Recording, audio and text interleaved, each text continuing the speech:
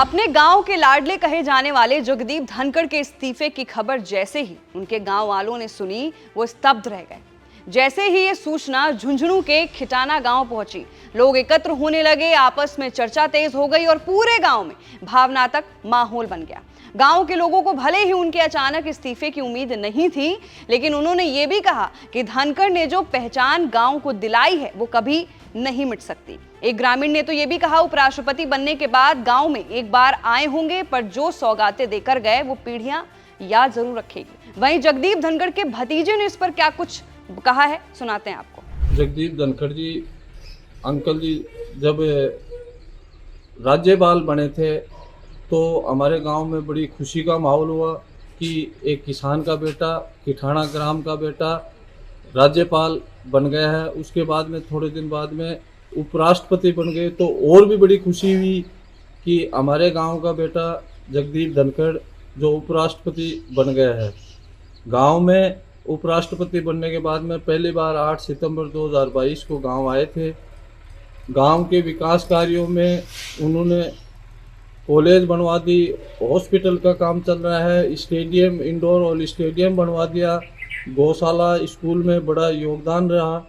गांव में मिलते हर आदमी को ये कहते हैं कि भाई दिल्ली आ जाओ, दिल्ली लोग जाते थे मिलने के लिए। किसान परिवार में जन्मे जगदीप धनखड़ अगस्त 2022 में उपराष्ट्रपति बने थे। इसके कुछ दिन बाद वो गांव आए और गांव के ठाकुर जी मंदिर और जोड़िया बालाजी मंदिर में दर्शन कर प्रसाद चढ़ाया था। गांव वालों को आज भी वो दृश्य याद है जब गांव का बेटा देश का उपराष्ट्रपति बनकर आशीर्वाद लेने आया था। धनखड़ का हमेशा से गांव से जुड़ाव बना रहा, पत्नी भी सीधा संवाद रखती थी। ऐसा ग्रामीणों ने बताया कि धनखड़ ने उपराष्ट्रपति रहते गांव का नाम देश और दुनिया में फैलाया, जिसके चलते गांव को काफी पहचान भी मिली। उपराष्ट्रपति धनखड़ गांव से दूर होने के बावजूद सदैव अपना लगाव रखते थे। वो समय समय पर गांव के लोगों से बात कर विकास कार्यों से जुड़ी भविष्य की योजनाओं पर भी काफी चर्चा करते थे। भले ही पद की व्यस्तता के कारण धनखड़ गांव कम आ पाए, लेकिन गांव के प्रति उनका जो जुड़ाव था वो कभी कम नहीं हुआ। ग्रामीणों ने यह भी बताया कि उनकी पत्नी डॉक्टर सुदेश धनखड़ अक्सर किठाना आती थी और गांव के विकास कार्यों पर स्थानीय लोगों से खुलकर चर्चा करती थी। महामहिम उपराष्ट्रपति के पद पर रहे आदरणीय जगदीप जी धनखड़ झुंझुनू जिले को एक बड़ी सौगात के रूप के अंदर मिले थे और झुंझुनू जिले को उनसे एक बड़ी आशा थी। 2 वर्ष शेष रहे थे, इन 2 वर्षों के अंदर झुंझुनू के विकास में उनका महत्वपूर्ण योगदान रहता, लेकिन अचानक जो उन्होंने कारण बताया कि स्वास्थ्य की वजह से, और अचानक उन्होंने इस्तीफा दिया। इससे झुंझुनू जिले सहित राजस्थान को भी भारी आघात पहुंचा है और विशेष करके झुंझुनू जिले के अंदर जो उन्होंने विकास के क्षेत्र के अंदर जो योगदान दिया उसे कभी भुलाया नहीं जा सकता।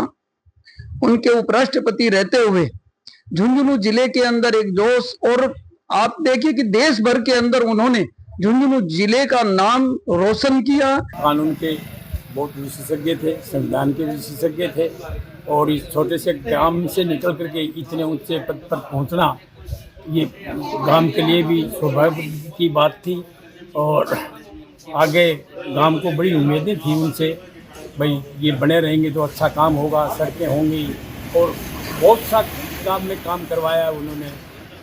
गौशाला को बहुत बड़ा बनवाया, स्कूल को बनाया, कॉलेज को बनाया, बहुत अच्छा काम किया। उनसे यही उम्मीद नहीं थी हमें कि भाई वो इस्तीफा दें। कारण और भी हो सकते हैं इस्तीफे के, लेकिन उन्होंने तो स्वास्थ्य का हवाला दिया है। वहीं उपराष्ट्रपति रहे जगदीप धनखड़ की वजह से खिटाना को काफी प्रसिद्धि मिली।